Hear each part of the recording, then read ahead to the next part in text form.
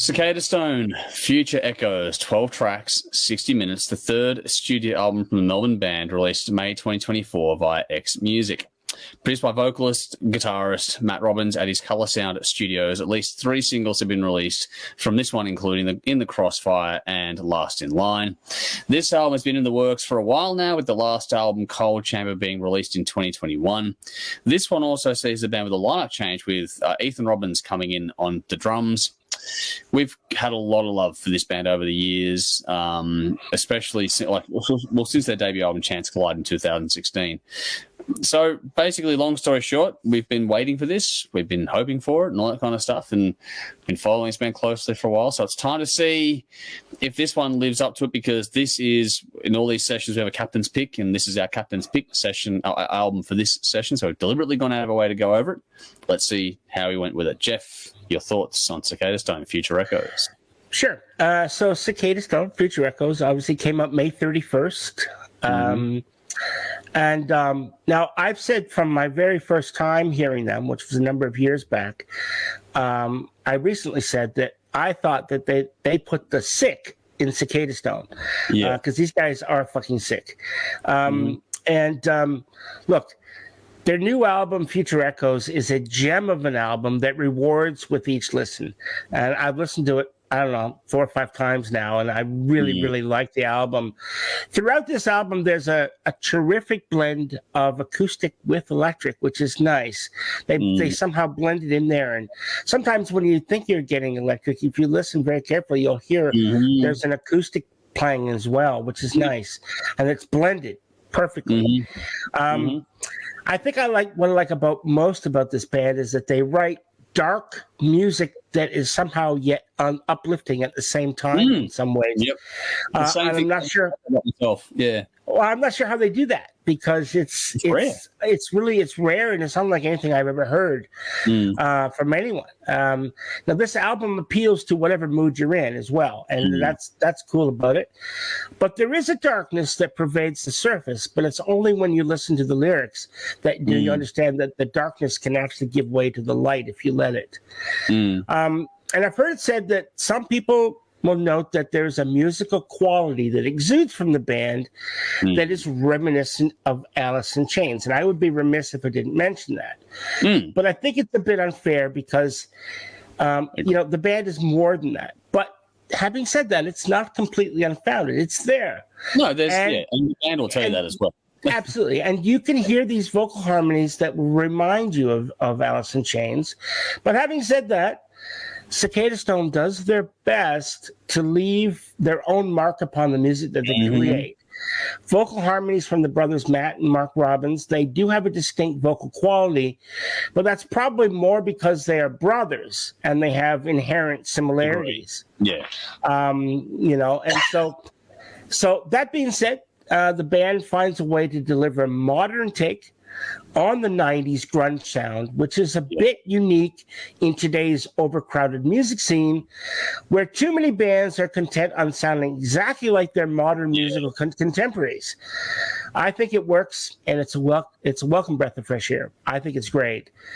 And Cicadastone, throughout their career, they've been trailblazers in this sort of genre that exists, but no one else seems to be doing. And Future Echoes continues in that vein, keeping the band ahead of their peers. And the album opens up with Cellophane. And the band wants you to know who they are and what their mission profile is. This is a strong song opener, and it showcases melody and groove and catchy rhythms. And what comes next is song after song that come with a mandatory 90s feel. And it should come as no surprise that the band wants to take you on a journey back to perhaps a better time. And it's an era that many of us wish we could probably go back to as well. When music, maybe not Dave, but when music was uncomplicated and didn't have so much better.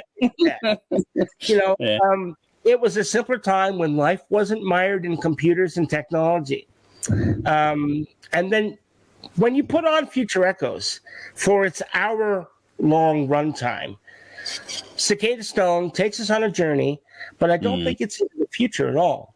And if one actually thinks about it, an echo is something from the past replayed into the present or the future. And it just keeps going on. So maybe I'm digging too deep into it. I don't know. Maybe I was. I was trying to think of, why they're calling it Future Echoes. I don't know. But I'm quite certain that, going back into the 90s, a lot of us wish we could go back to anyway. And thanks to Cicadastone, we can, if only for an hour. Highlights for me are Cellophane, Skeleton Key, Burn Your Name, the title track, Future Echoes, Last in Line, and probably my favorite song on the album, This Hurricane. Nice. I love this album. I thought it was really well done, very well written, it's just a well-crafted album, and I'm giving it 9 shots. I love this. Nice. Like you mentioned, it's not going to be any surprise. I love these guys, and this album's not. This album just keeps going. Let's get the obvious out of the way. The Alice in Chains stuff. I mean, everyone's going to talk about it. The comparisons from those guys are obvious, and I get it. But dare I say that comparison is, in a lot of respects, even lazy by now. I think that if you're studying this band and what they've done, I think you will see very quickly there is so much more to this band than that. I get why it's so often referenced, but deeper, people, dig deeper. Like they did with their second album, Cold Chamber, they've gone beyond that and they've really honed and refined their own sound. And this album, I think, is the crowning achievement of everything they've done up to this point. That said, this is all still very firmly influenced by the 90s. You can't get away from that. This band themselves are very open about that. And I, for one, love that honesty, that transparency, that self-awareness about it all. And it's kind of refreshing to hear a band talking about knowing exactly who and what they are and owning it and loving it. And I think that love for their own craft has really poured into this album, giving us something pretty fucking special to listen to. This one kicks off with Cellophane, one of your favorite tracks on this one, and it gives you exactly what you want and expect from the band by now. Mid-paced, it's moody, but the groove is really cool right from the start. I actually like this one in particular as an opener because it allows the other tracks to jump out when things kick up a notch. This one also sets up the overall feel and tone of the album wonderfully well. So not going hard at the start, leaving that for the next track is actually a good, smart choice because this one gives you more of an indication of the album as opposed to coming in with a bang and then sort of making you go on a wilder ride. You want this one needed to be a bit smoother, and they've executed it really well. More on that to come. This one, I think, is a little bit of a nod to older fans and their influences by tapping into the Alice in Chains thing from the start, with the guitar riff in particular, but also showing how far they've grown with the layering in there. There's a great solo in that song as well. That song is, like I said, a really damn good way to open it up. It sort of touches on all the things you know and love about the band, sets the plate for you or sets the table for you, and then you get the main course from straight away after that with the first single in the Crossfire, which, as I foreshadowed, is a great sort of kick up in tempo on this one. It's got another great riff. This album is loaded with fucking riffs. Like, I don't know what to say about that. They have so many cool riffs. So many cool riffs on this album. I fucking love them all. But also in this song, I love the hook as well. Very radio-friendly kind of a song in that regard. But I adore how this song flows between the hook in the chorus and the more radio-accessible side of things to the sort of chunkier verses. I think that transition is so good. It's well written, well performed, as is everything these guys do. Another possibly underrated aspect of this band that they do well for me is lyrics and storytelling. I think if you were in any doubt about how good that side of things is for these guys, in the Crossfire dispels that straight away. It's a great slow change for the bridge in that song as well. So they're doing all these things really well. It's just 2 tracks in. Moving over to Broken Souvenir, that slows things down again. And it's almost like a sludge rock kind of a track. But again, it's got great use of light and shade in between the verse and the chorus to break it up. And the brothers, which you've mentioned, their harmonizing vocals are brilliant all over this song. And on this song in particular, it's a real highlight. They're a great aspect of the band's sound and all sorts of things, but certain songs highlight it more. And this is one of those songs that goes, okay, wow, this is like one of those. Skeleton Key keeps things moving along, has a little more bite to it as well.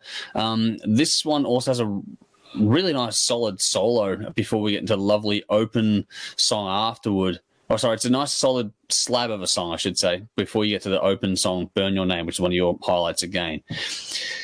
Burn Your Name changes things up. I love the space and the use of Matt's lower register on that one.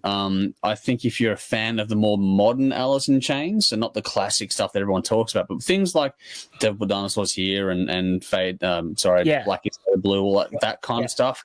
If you like those ones, this song will probably really speak to you. The tones on this are fantastic. This song, I mean, the tones on the album are fantastic, but on this song in particular, this song highlights all those things.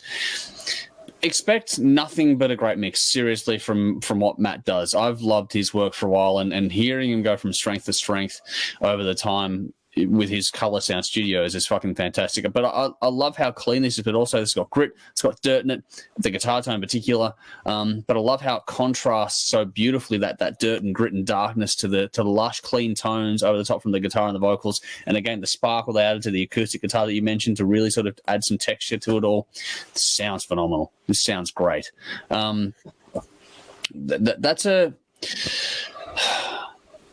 That's a great aspect of theirs, that, you know, if you listen while things are here all along, like when you listen back to the album after, like I've listened to this one, I don't know how many times now, probably close to 10 times to be honest, even more possibly.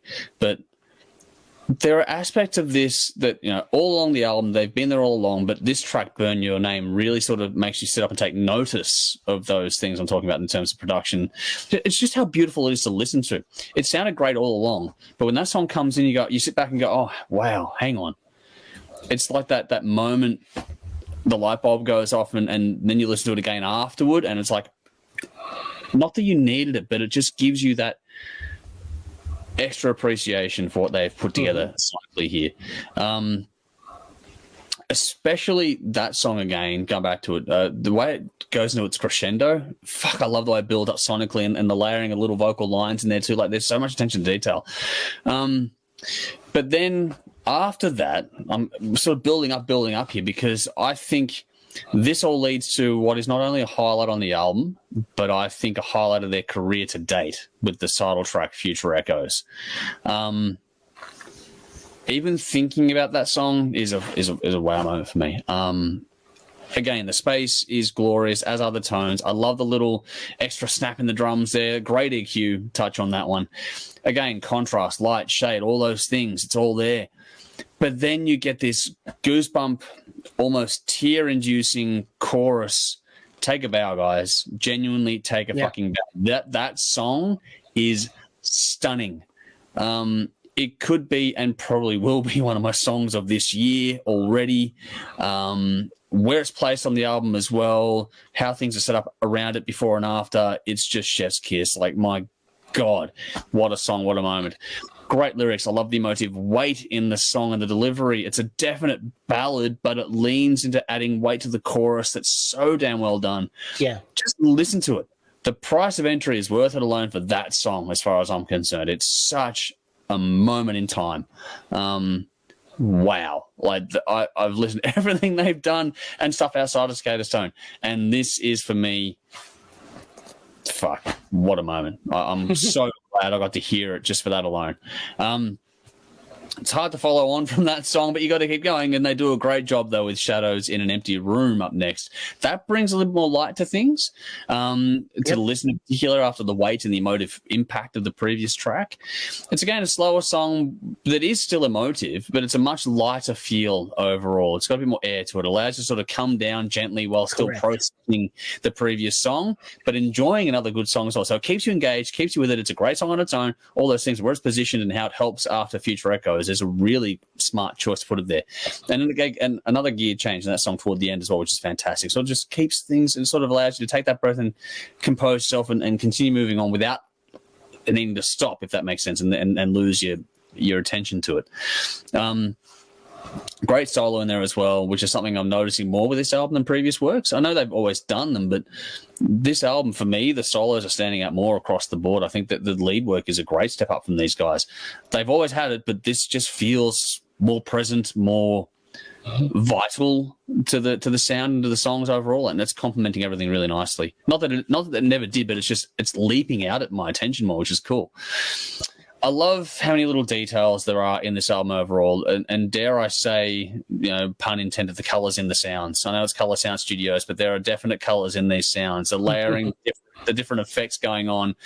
So much great ear candy in this one to take in. It makes the deep dive so well worth the listen. That's why you're able to listen to it like I've done probably 10 times plus, and you can still find things to enjoy every single time you spin it, because it's just one of those albums that will just keep you hearing things.